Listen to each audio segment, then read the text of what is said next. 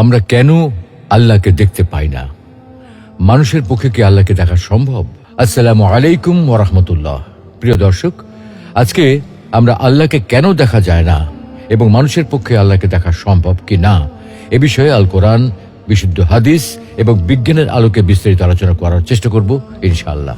প্রিয় দর্শক, আল্লাহ তাআলার দিদার প্রতিটি মুমিনের চির আকাঙ্ক্ষার বিষয়। সবাই আমরা সচক্ষে আল্লাহকে দেখতে চাই।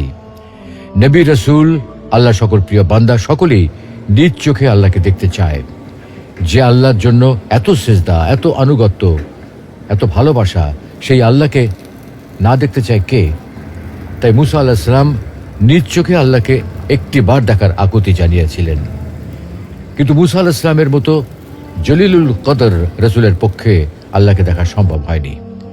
আমাদের প্রিয় নবী মুহাম্মদ সাল্লাল্লাহু আলাইহি ওয়াসাল্লামের অন্তরেও আল্লাহকে দেখার ভীষণ আকুতি ছিল, কিন্তু সৈয়দুল আম্বিয়ার পক্ষেও আল্লাহকে দেখা সম্ভব হয়নি। বস্তুত দুনিয়াতে কারো পক্ষেই আল্লাহকে দেখা সম্ভব নয়। আল্লাহকে দেখা সম্ভব না হওয়ার কারণটা কি? প্রিয় দর্শক, এই পৃথিবী এবং মহাবিশ্বে বাস্তবে যা কিছু আছে, যে সকল পদার্থ এবং শক্তি আছে, যেগুলোর অস্তিত্ব বাস্তবে বিদ্যমান আছে, আমরা কিন্তু সেগুলোর সবকিছু চোখে দেখি না।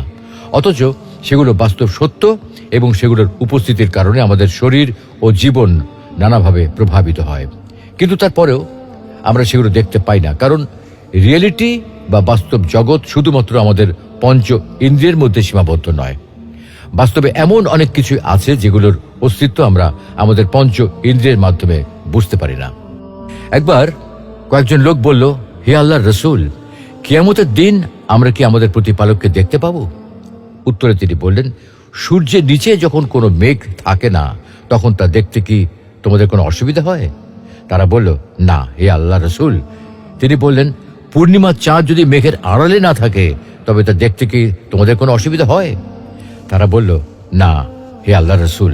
তিনি বললেন, তোমরা অবশ্যই কিয়ামতের দিন আল্লাহকে ওই রূপ দেখতে পাবে। অতএব উপরোক্ত আয়াত ও হাদিস থেকে বোঝা যায়, আখিরাতে মুমিনরা সরাসরি আল্লাহকে দেখতে পাবে। পক্ষান্তরে কাফেররা এই নিয়ামত থেকে বঞ্চিত হবে। কাফেররা আখিরাতেও আল্লাহকে দেখতে পাবে না।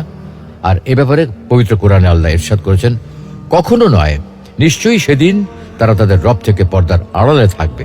অর্থাৎ কাফেররা দুনিয়ায় যেমন আল্লাহকে দেখতে পাবে না, তেমনি আখিরাতেও তারা আল্লাহকে দেখতে পাবে না। সুপ্রিয় দর্শক, নিয়মিত গবেষণামূলক ইসলামিক ভিডিও পেতে আমাদের পেজে লাইক দিয়ে আমাদের সাথেই থাকুন।